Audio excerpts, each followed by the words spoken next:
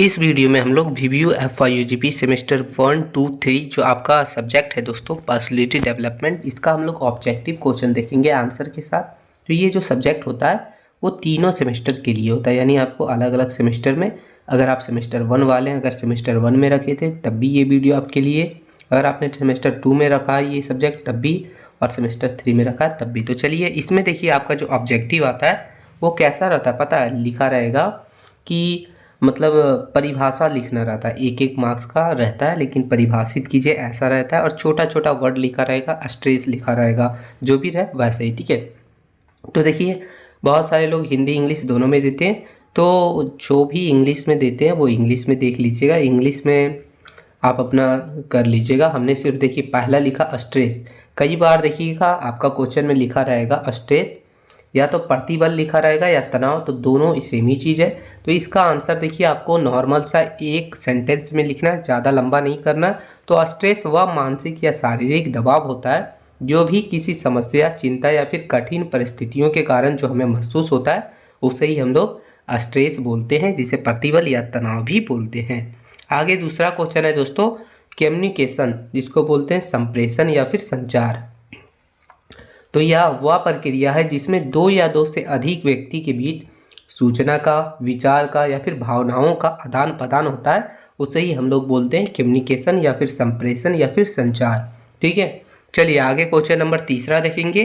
Question number तीसरा आप लोग का दोस्तों लीडरशिप किसे कहते हैं, जिसको नेतृत्व बोलते हैं। तो जब कोई व्यक्ति अपने व्यवहार को, अपने बातों को दूसरों को आगे बढ़ने के लिए प्रेरित करे और सही काम करने के लिए उसकी मदद करे, उसे ही हम लोग नेतृत्व या फिर नेता, लीडरशिप बोलते हैं। यानी एक लीडरशिप देखिएगा दूसरे को सब मतलब आगे बढ़ने में प्रेरित करता है, अच्छे काम में मदद करता है, तो उसे ही लीडरशिप बोलते हैं। नाम से ही आपको पता चल रहा है ना।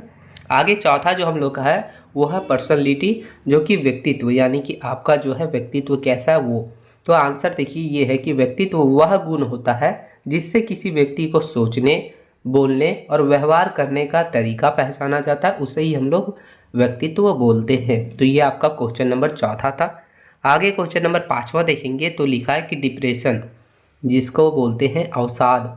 अवसाद आखिर क्या चीज़ है, तो ये आपको लिखना है। देखिए उसमें जो है आपको ऑब्जेक्टिव वगैरह जो नहीं मिलता है, ऐसा ही क्वेश्चन मिलेगा, ठीक है। तो अवसाद वह मानसिक स्थिति है, मानसिक स्थिति है जिसमें व्यक्ति लंबे समय तक उदास, निराश या फिर मन की कमजोरी को महसूस करता है, या फिर समझ लीजिए कोई परिस्थिति में या असफल होने के कारण जो महसूस करता है काफ़ी लंबे समय तक, तो उसे ही हम लोग डिप्रेशन या फिर अवसाद बोलते हैं। आगे क्वेश्चन नंबर छठा हम लोग का कि सेल्फ कॉन्फिडेंस क्या है, जिसको बोलते हैं आत्मविश्वास। तो आत्मविश्वास का मतलब हुआ कि अपने ऊपर या फिर अपनी क्षमता के ऊपर विश्वास रखना, ही है जो है अपने ऊपर विश्वास रखना ही आत्मविश्वास कहलाता है।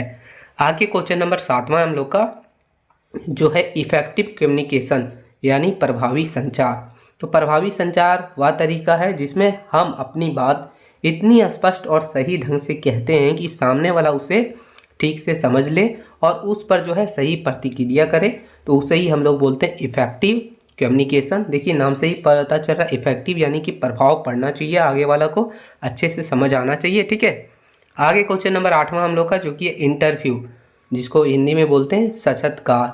साक्षात्कार वह प्रक्रिया है जिसमें कोई व्यक्ति का योग्यता, ज्ञान या फिर व्यक्तित्व को प्रश्न उत्तर के माध्यम से परखा जाता है, इंटरव्यू वगैरह लिया जाता है, उसके सामने बैठ के सवाल जवाब किया जाता है, उसे ही बोलते हैं इंटरव्यू या फिर साक्षात्कार।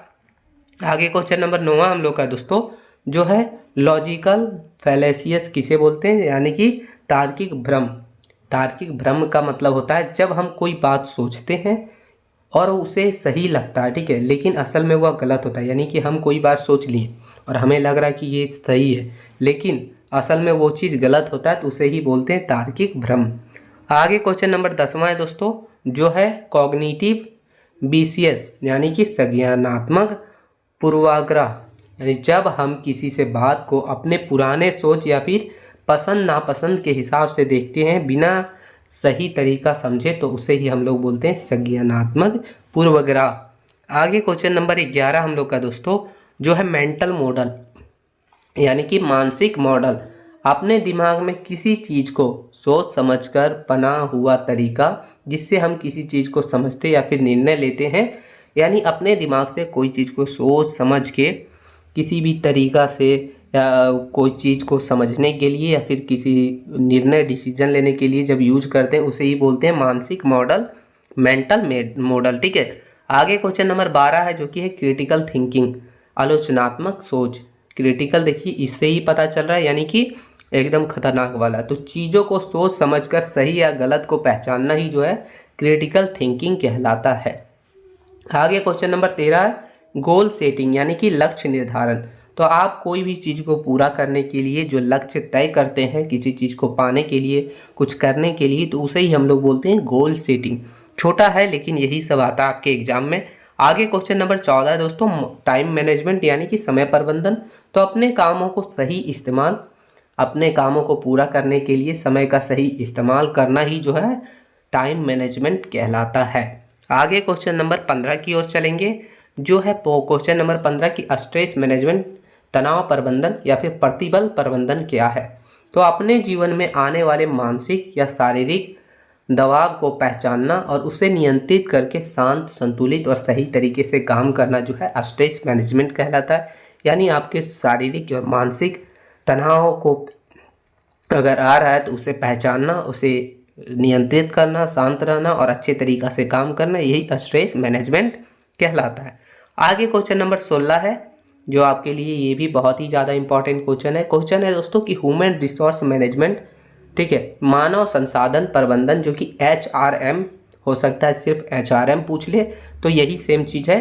तो आंसर है कि मानव संसाधन प्रबंधन वह प्रक्रिया है जिसमें संगठन अपने कर्मचारियों को सही तरीके से चुनता, प्रशिक्षित करता, उसका विकास करता है और उसका प्रबंधन करके संगठन के लक्ष्यों को पूरा करता है। तो उसे ही हम लोग ह्यूमन रिसोर्स मैनेजमेंट या फिर मानव संसाधन प्रबंधन कहते हैं। चलिए आगे क्वेश्चन नंबर 17 देखेंगे। तो ये क्वेश्चन नंबर 17 है कि ऑटोक्रेटिक लीडरशिप, जिसको बोलते हैं तानाशाही नेतृत्व क्या है।